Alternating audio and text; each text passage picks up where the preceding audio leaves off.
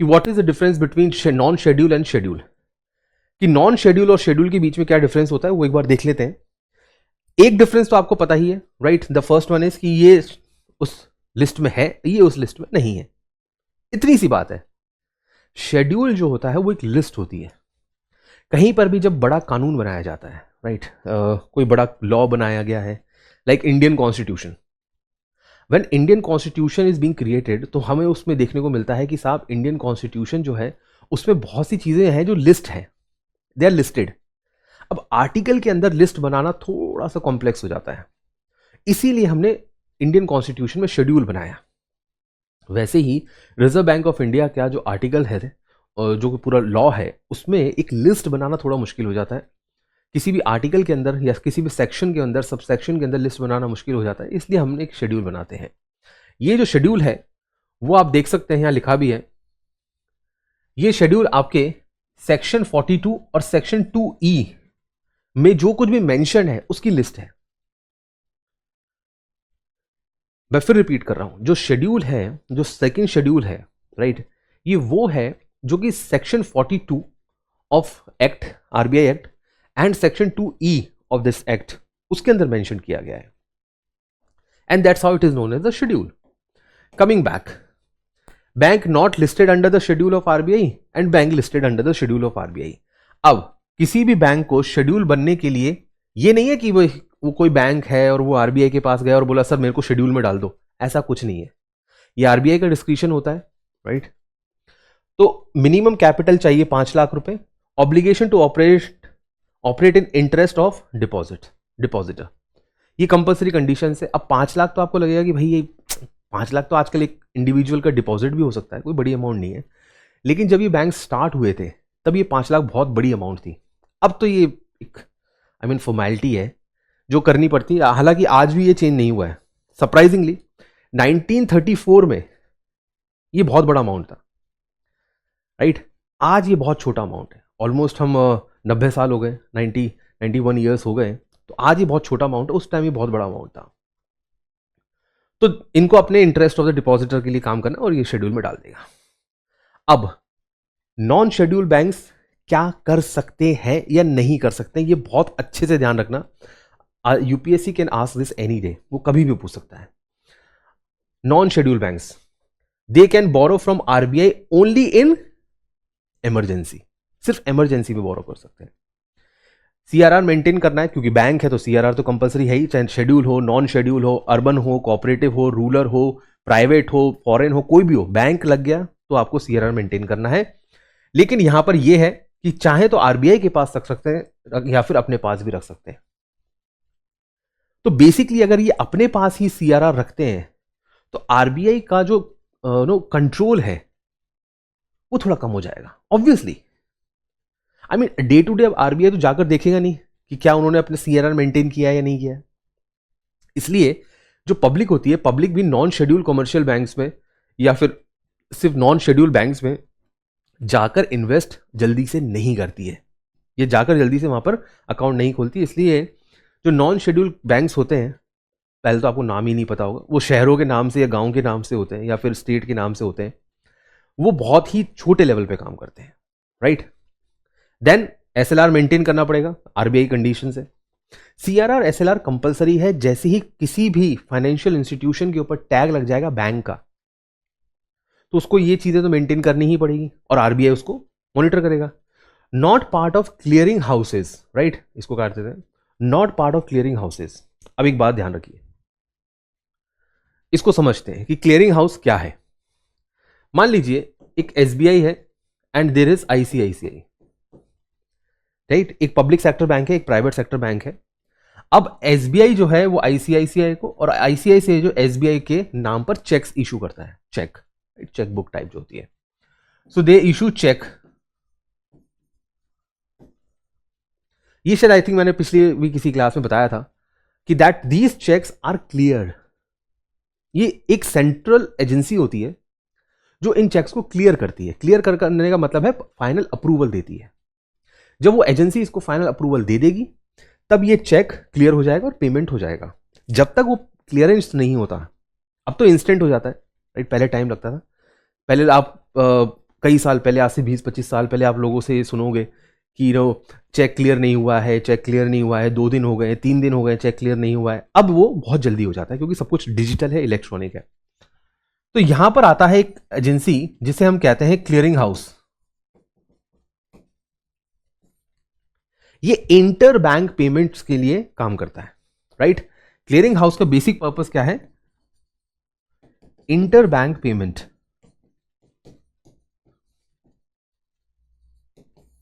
They work for inter bank payment. So point is कि ये facility यानी inter bank non schedule के लिए अवेलेबल नहीं होती। जी हां, एक नॉन शेड्यूल बैंक दूसरे नॉन शेड्यूल बैंक से इतनी जल्दी, इतनी आसानी से ट्रांजैक्शंस नहीं कर सकता। उनके लिए अभी भी वो बाबा आदम वाले ज़माने वाले जो होते हैं 1-to-1 ट्रांजैक्शंस वो होते हैं, वो अप्रूवल होते हैं और वो उसमें बहुत टाइम लगता है। तो बेसिकली शेड्यूल बैंक जो है, जैसा आप यहां देख सकते हैं, राइट, यहां पर क्लियरिंग हाउस का ये पार्ट होता है। इंटर बैंक ट्रांजैक्शंस बहुत जल्दी हो जाते हैं, चेक्स बहुत जल्दी क्लियर हो जाते हैं। इसी वजह से तो जो शेड्यूल बैंक है उसमें कस्टमर बेस बहुत बड़ा है, इनका कस्टमर बेस बहुत बड़ा होता है। SBI, राइट, ICICI, आप देखिए प्राइवेट बैंक हो, फॉरेन बैंक्स हो, चाहे लाइक HSBC। सो ये क्योंकि यहां आते हैं तो ये बहुत ही बड़ा कस्टमर बेस है। I mean schedule commercial banks के अगर मैं बात करूं तो 5% कस्टमर भी नहीं है इनके पास, नॉन शेड्यूल में, सॉरी, बट है तो है, ठीक है। So this is a basic understanding. ये आपको पता होना चाहिए कि किस चीज, क्या फैसिलिटीज उनको अवेलेबल होती हैं, क्या नहीं होती है। CRR कंपलसरी है, SLR कंपलसरी है। CRR में एक ऑप्शन होता है उनके पास और वो ये है कि वो अपने पास भी CRR रख सकते हैं, क्लियरिंग हाउस का पार्ट नहीं होते हैं और सेकंड शेड्यूल में इंक्लूडेड नहीं होते हैं। सो दिस इज योर, ये एक लिस्ट है जो मैंने पिछली क्लास में भी आपसे डिस्कस करी थी। Now we are moving towards the banks, schedule cooperative banks, schedule commercial banks. एक चीज आप हमेशा याद रखिएगा कि वो कौन सी चीज है जो किसी भी बैंक को शेड्यूल कमर्शियल, अब हम शेड्यूल की बात करेंगे, नॉन शेड्यूल को हटा देती, राइट, नॉन शेड्यूल को हटा देते हैं क्योंकि वो बहुत ही छोटा पार्ट है हमारी इकोनॉमी का, तो उसको हम एक बार हटा देते हैं। अब हम सिर्फ शेड्यूल बैंक्स पे आते हैं, यानी वो बैंक जो RBI की सेकंड शेड्यूल यानी उस लिस्ट में लिखे हुए हैं। तो लेट्स टॉक अबाउट दैट। अच्छा, कितने बैंक लिखे हुए हैं ये आप यहां से देख ही सकते हैं। शेड्यूल बैंक्स कितने लिखे हुए हैं? 12, 21, राइट, 45, बहुत बड़ी लिस्ट है, 43, राइट, 12 एंड 6। तो ये तो लगे 100-125 से ऊपर हो गए, it is more than that. तो ये जो बैंक्स हैं इन्हें हम कोऑपरेटिव और कमर्शियल के बीच में डिस्ट्रीब्यूट करते हैं। देखो, अ बैंक जो भी है, सबसे पहले कमर्शियल एंड कोऑपरेटिव।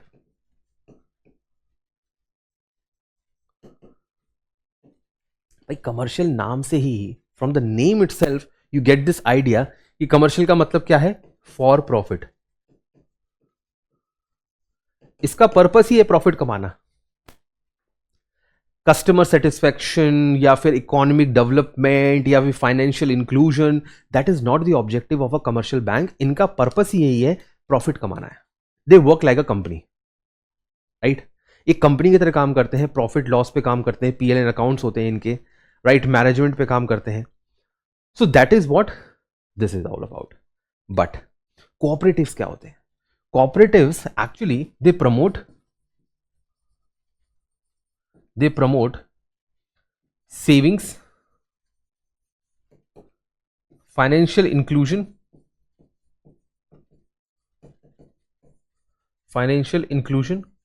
थ्रिफ्ट की बात करते हैं, थ्रिफ्ट मतलब कलेक्टिव सेविंग्स की बात करते हैं, benefit of their members, right,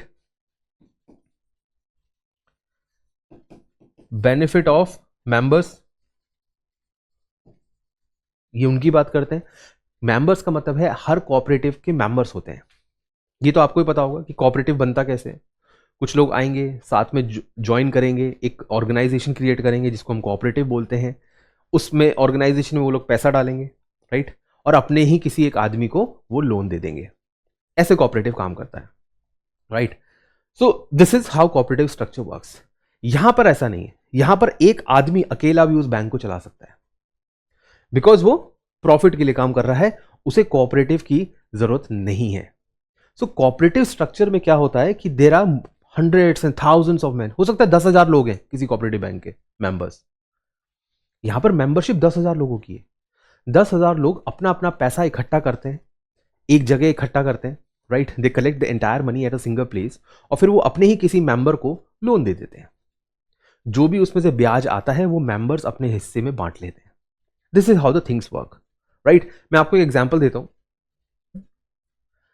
मान के चलिए 2025 में एक कोऑपरेटिव बैंक है, राइट।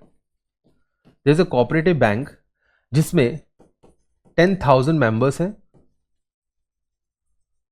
राइट, विथ 100 रुपये डिपॉजिट ईच। सभी ने 100 रुपए डिपॉजिट किए हैं 2025 में, ठीक है।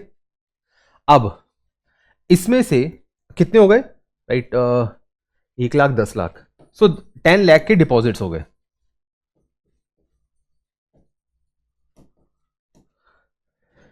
$10 लाख के डिपॉजिट्स हो गए। अब ये 10 लाख रुपया रखा हुआ है, रखा हुआ पैसा किसी काम का नहीं होता, it's of no use. So what they will do कि ये जो 10,000 मेंबर्स हैं उसमें से ये 200 मेंबर्स को लोन दे देंगे, अपने ही मेंबर्स को। याद रखिएगा, कोऑपरेटिव बैंक्स अपने ही मेंबर्स को लोन देता है। बाहर वालों को लोन देने के लिए फिक्स डिपॉजिट बनाना पड़ेगा। मैं सेविंग्स अकाउंट की बात कर रहा हूं। ये सेविंग्स अकाउंट था। इस बैंक के सेविंग अकाउंट में 10 लाख रुपए डिपॉजिटेड थे जो कि इन्हीं मेंबर्स ने डाले थे। ये डिफरेंस भी हो सकता है किसी ने 80 डाले हो, किसी ने 100 डाले हो, किसी ने 120 डाले हो, जैसे, ठीक है। और हर मेंबर को वोटिंग पावर होती है, हर मेंबर के पास एक वोट होता है। सो 10 लाख रुपए का डिपॉजिट था, उनमें से 200 लोगों को लोन दे दिया। 10,000 में से 200 लोगों यानी कि 2% लोगों को लोन दे दिया, राइट। एट कुछ भी एक इंटरेस्ट ले लेते हैं 10%। 10% पे इन्होंने 50-50 हजार रुपए का लोन दे दिया, राइट। या फिर 200 लोगों को लोन दे दिया, 200-200 रुपए का, 400-400 रुपए का, जो भी है, इन्होंने एक लोन दे दिया। अब वहां से जो इंटरेस्ट आता है, ठीक है, इंटरेस्ट तो आई गई, फर्स्ट ईएमआई आएगी, सेकंड ईएमआई आएगी, थर्ड ईएमआई आएगी, ऐसे इंटरेस्ट आता रहेगा। अब वो जो इंटरेस्ट होगा वो इन्हीं मेंबर्स के बीच में डिस्ट्रीब्यूट हो जाएगा जिनका डिपॉजिट था, ठीक है। उन्हीं मेंबर के बीच में डिपॉजिट हो जाएगा। जिन 200 लोगों ने लोन लिया था उनको वापस रिटर्न नहीं मिलेगा क्योंकि उन्होंने तो लोन लिया है। उनको हटा के जो 9,800 लोग हैं उनको इंटरेस्ट अर्निंग हो जाएगी। सो ये एक स्ट्रक्चर होता है। अब क्योंकि ये बैंक है तो इसके पास सेविंग्स अकाउंट भी होगा, क्योंकि ये बैंक है तो इसके पास एक टाइम डिपॉजिट भी होगा यानी कि फिक्स डिपॉजिट भी होगा। अगर कोई एक आउटसाइडर, लेट्स से कि मैं एक आउटसाइडर हूं, ठीक है, मैं इस 1000 मेंबर्स का पार्ट नहीं हूं, I am an outsider to this cooperative bank and I want to avail the loan. अगर मुझे लोन चाहिए तो ये लोग क्या करेंगे, ये अपने 10 लाख रुपए को पहले चेक करेंगे कि इसमें से सेविंग अकाउंट का पैसा कितना है और फिक्स डिपॉजिट का पैसा कितना है। क्लियर है? जो सेविंग अकाउंट का पैसा है वो सिर्फ मेंबर्स को दिया जा सकता है क्योंकि यहां पे डिफॉल्ट के चांसेस ज्यादा होते हैं, राइट। यहां पे डिफॉल्ट के चांसेस ज्यादा होते हैं तो सिर्फ ये अपने ही मेंबर्स को देते हैं जिससे इनके ऊपर ट्रस्ट है। जो फिक्स डिपॉजिट को पैसा है ये नॉन मेंबर्स को भी दे सकते हैं, right. They can give it to non members as well. तो ये कोऑपरेटिव स्ट्रक्चर ऐसे काम करता है। अगर हम बात करें कमर्शियल बैंक की तो कमर्शियल बैंक में थिंग्स चेंज हो जाती हैं। चलिए देख लेते हैं। आज के बाद आपको फिर प्रॉब्लम नहीं होगी कमर्शियल और कोऑपरेटिव बैंक में। तो यहां पर अब हम ले लेते हैं कमर्शियल बैंक। अब क्योंकि ये प्रॉफिट के लिए काम करता है तो इसको कोई फर्क नहीं पड़ता मेंबर से पैसा आ रहा है यानी कि उनके खुद के जो सब्सक्राइबर्स हैं या फिर जो उनके अकाउंट होल्डर्स हैं उससे पैसा आ रहा है या आउटसाइडर से आता है। तो यहां पर ये मेंबर वाला क्लॉज कट जाएगा। वो किसी से भी डिपॉजिट ले सकते हैं, general public, right, general public वो किसी से भी पैसा ले सकते हैं, सिर्फ मेंबर से नहीं, राइट। किसी को कोई वोटिंग पावर नहीं होती है, there is no voting power. You can not say that I am the member of this particular corporation, particular bank. मैं जाके लेट्स से मेरा अकाउंट एसबीआई में है, अब एसबीआई एक कमर्शियल बैंक है तो मैं एसबीआई के ब्रांच में जाके ये नहीं कह सकता कि मैं एसबीआई का मेंबर हूं, नहीं। वो मैं सिर्फ कोऑपरेटिव बैंक में जाके बोल सकता हूं। एसबीआई में मैं क्या हूं, मैं I am just a customer, ठीक है, मैं मेंबर नहीं हूं उस बैंक का। सो यहां पर 10,000 पीपल है जिसे आप जनरल पब्लिक बोलते हैं। इन्होंने सबने 100 रुपए जमा कराए, ठीक है। अब ये 10 लाख का डिपॉजिट आ गया उस ब्रांच के पास। इस ब्रांच में अब ये लोग 200 लोगों को लोन दे देंगे 10% इंटरेस्ट पे पर। These 200 people are not the, compulsory नहीं है कि वो एसबीआई के ही मेंबर हो, वो कोई भी हो सकता है। सो जनरल पब्लिक से पैसा लेकर जनरल पब्लिक को पैसा दे देना, this is commercial bank. Cooperative में मेंबर से पैसा लेकर अपने ही मेंबर्स को पैसा दे देना, दैट इज कोऑपरेटिव बैंक। इस वजह से कोऑपरेटिव बैंक जो है वो डिफॉल्ट बहुत करते हैं, राइट क्योंकि एक तो टीम छोटी है, आप अपने ही मेंबर्स को लोन दोगे, ठीक है। तो लोन डिपॉजिट करने वाले बहुत छोटा अमाउंट है, डिपॉजिट जिसको लोन दिया जा रहा है वो एक बहुत छोटा अमाउंट है।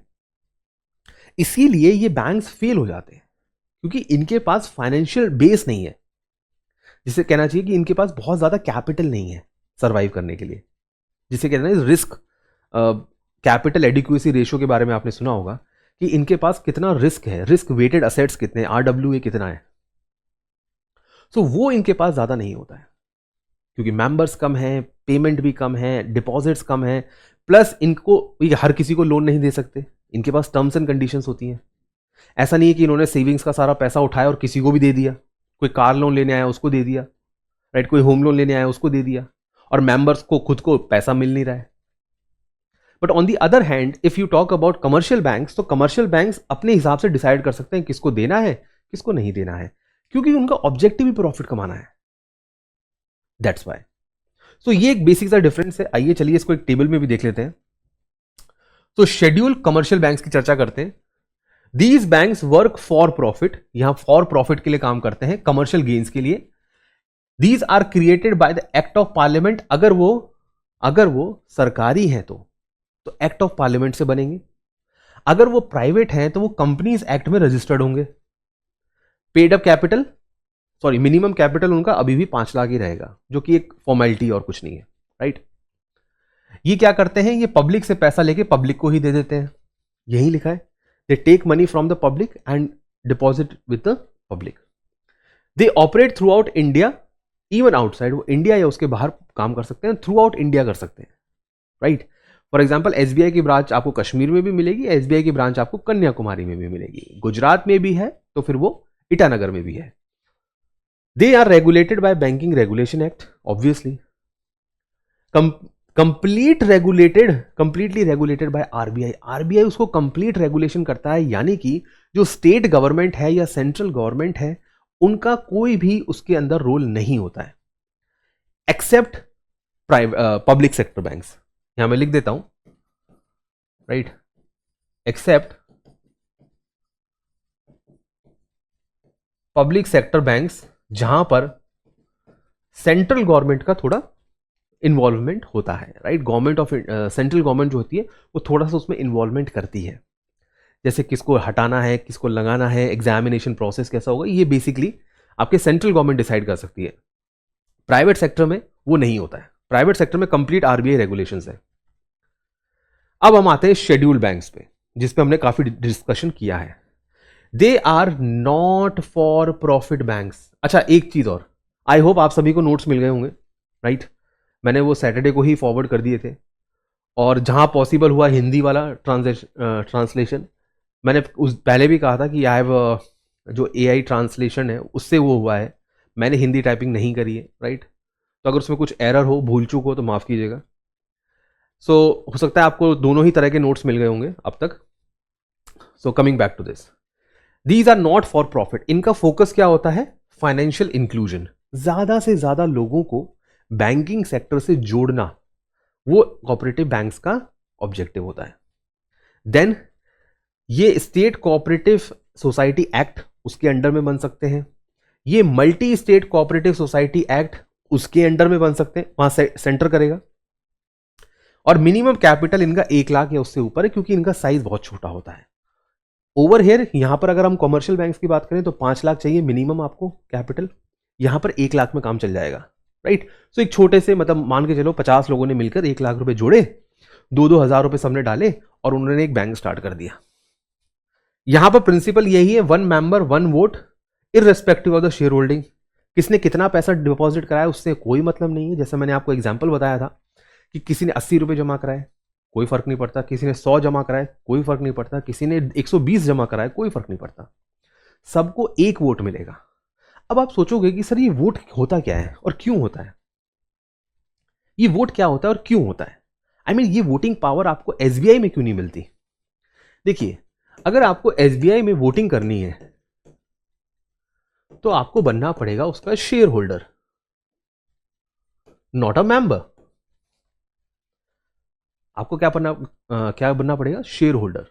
And to be a shareholder you have to buy the shares of SBI from the IPO या फिर सेकेंडरी मार्केट। तो या तो आप स्टॉक मार्केट में जाइए और एसबीआई के शेयर्स खरीद लीजिए, या फिर जब उसका आईपीओ निकले तब आप शेयर खरीद लीजिए, एक लॉट आता है, राइट।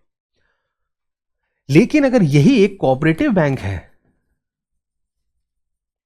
तो फिर क्या होगा, तो फिर वोटिंग पावर क्या है, यहां पर वोटिंग है, राइट। यहां पर वोटिंग सिर्फ मेंबर्स को होती है, शेयर होल्डर से उसको कुछ लेना देना नहीं है। जैसा मैंने एग्जांपल दिया था 10,000 लोग, तो जो 10,000 लोग हैं वो 10,000 लोग आपके मेंबर्स हैं।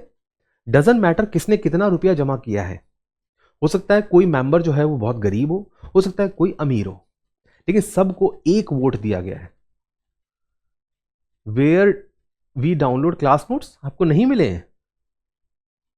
मैंने सैटरडे को सी मेरा और आपका कोई डायरेक्ट वो नहीं है connection, right.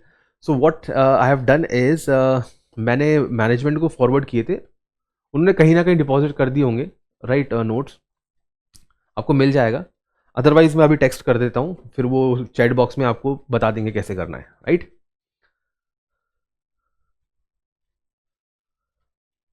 So coming to this cooperative, so voting members, मैंने फिर बोल रहा हूं, मेंबर बनते ही आपको वोटिंग पावर मिल जाएगा, एक मेंबर एक वोट। ना तो डिसीजन क्या लेंगे ये लोग, ये सोचिए, वोटिंग करेंगे किसके लिए, आई मीन किस चीज के लिए वोटिंग हो रही है, एवरीथिंग, कुछ भी हो सकता है, राइट। कुछ भी हो सकता है कि हमें नई ब्रांच खोलनी है या नहीं, राइट। और अगर वो नई ब्रांच नहीं, अगर नई ब्रांच खोलनी है तो कैसे चलानी है, कैसे नहीं चलानी है, हर चीज डिसीजंस आप वोटिंग से ले सकते हो, ठीक है। तो वो जनरल एडमिनिस्ट्रेशन से लेकर बैंकिंग प्रोसेस कुछ भी हो, वो वोटिंग वो खुद डिसाइड करेंगे। देखो यार, कोऑपरेटिव बैंक एक टीम की तरह है, राइट, जहां पर सब इक्वल है and decision making is completely equal in that.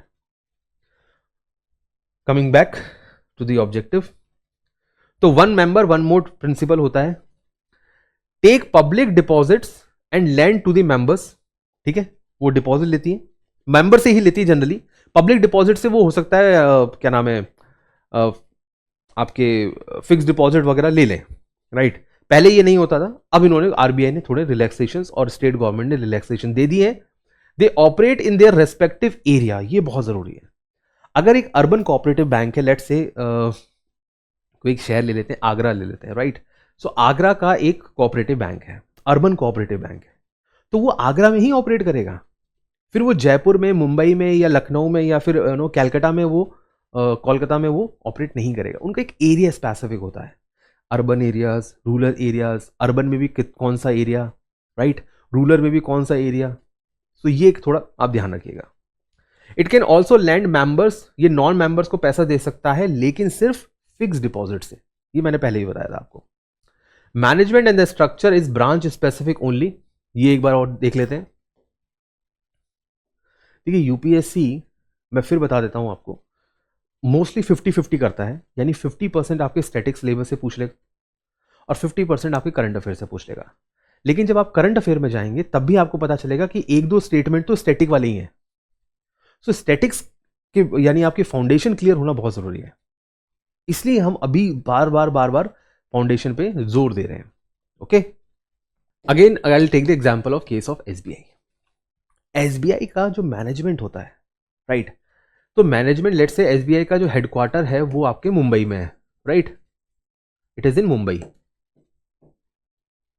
अब मुंबई में क्योंकि हेडक्वार्टर है तो टॉप डिसीजंस मुंबई में लिए जाएंगे, लेकिन एसबीआई की जो ब्रांच है वो, लेट से आपकी जो ब्रांच है वो है ईटानगर, राइट, वो अरुणाचल में है। हेडक्वार्टर मुंबई में है, ब्रांच आपके ईटानगर में है, वो अरुणाचल में है। तो डिसीजंस यहां एसबीआई के हेडक्वार्टर में लिए जाएंगे और इंप्लीमेंट वहां पर होंगे।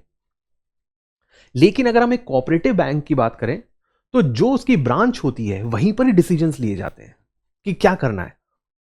अगर उन्हें एक टॉयलेट भी बनवाना है तो वो ब्रांच में ही डिसाइड होगा, राइट। सो मैनेजमेंट से रिलेटेड कितने टीयर का मैनेजमेंट होगा, कितना स्टाफ होगा, कितने क्लर्क होंगे, कितने मैनेजर्स होंगे, कितने सीनियर मैनेजर होंगे, everything will be decided at a branch level. ये एक आप थोड़ा सा याद रखिए, कमर्शियल बैंक्स में ऐसा नहीं होता है। Then coming to the next point, ये इसके एग्जांपल्स है बहुत सारे, right. Primary urban cooperative banks district level पे भी होते हैं, स्टेट लेवल पे भी होते हैं, मल्टी स्टेट लेवल भी होते हैं। अब एक चीज याद रखिएगा, द मल्टी स्टेट लेवल जो होता है कोऑपरेटिव, वो हमेशा सेंटर के अंडर में आएगा। अदरवाइज स्टेट्स के बीच में there might be a conflict.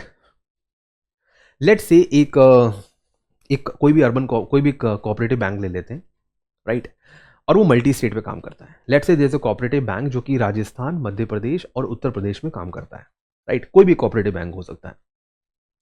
अब पॉइंट इज कि कौन डिसाइड करेगा कि उसका मैनेजमेंट कैसा हो, उसका सुपरविजन कैसा हो, उसका रेगुलेशन कैसा हो।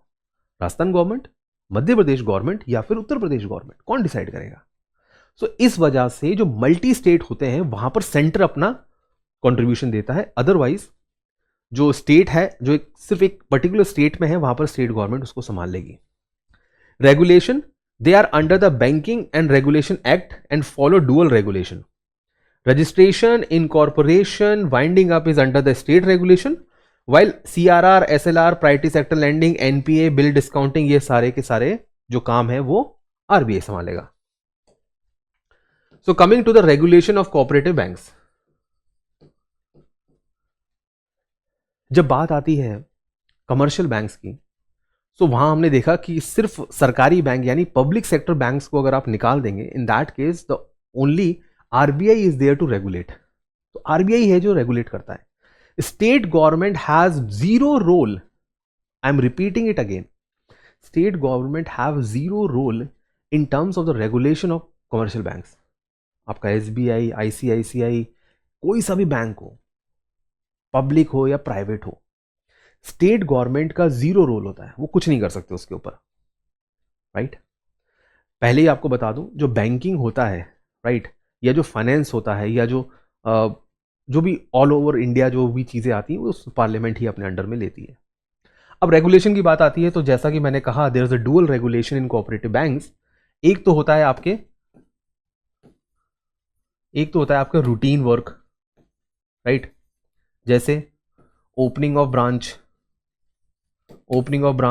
एक्सपेंशन, ब्रांच का एक्सपेंशन, लेट्स से 2 या एक नई ब्रांच खोलनी है, right. Then closing a branch, अगर ब्रांच क्लोज करनी, ये रूटीन एडमिनिस्ट्रेशन या जनरल एडमिनिस्ट्रेशन की बातें हो गई। ये सारा का सारा काम आपका करेगा respective state government through the registrar of cooperatives. एक ऑफिसर होता है,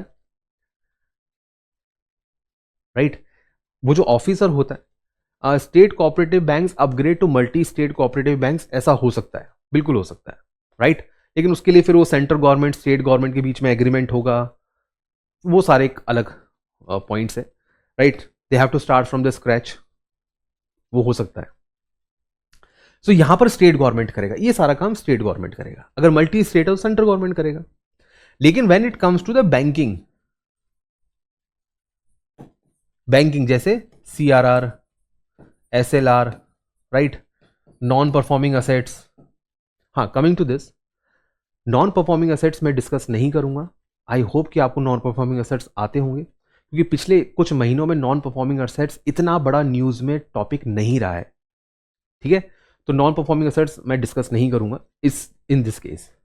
तो अब ये तो सर बैंकिंग वाले हैं, all these are the banking related provisions. So इनको स्टेट गवर्नमेंट कैसे कर सकती है रेगुलेट? खुद सोचिए एक बार just take a while and start thinking कि कैसे ये हो सकता है। स्टेट गवर्नमेंट जो कि आपके रजिस्ट्रार ऑफ कोऑपरेटिव्स होता है, एक ऑफिसर होता है, एक ऑफिस होता है, राइट? तो वो उसको सीआरआर एसएलआर के बारे में क्या जानकारी है? उसको कुछ नहीं आता ऐसा। वो तो कोऑपरेटिव संभालता है, वो बैंकर थोड़ी है। सो इन दिस केस ये सारे के सारे बैंकिंग रिलेटेड प्रोविजंस ये कौन करेगा? ये करेगा आपका आरबीआई।